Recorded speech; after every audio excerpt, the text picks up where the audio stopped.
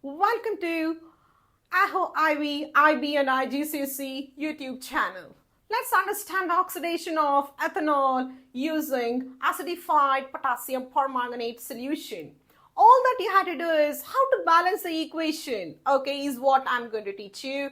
All that you have to do is take two oxygen atoms which come from the oxidizing agent, which is acidified potassium permanganate. One of the oxygen will go with these two hydrogens. That's the reason you write this as H2O. The other oxygen atom will go and bond with this carbon with a double bond and become COOH. This is it. This is so simple. Now you have converted the alcohol to a carboxylic acid.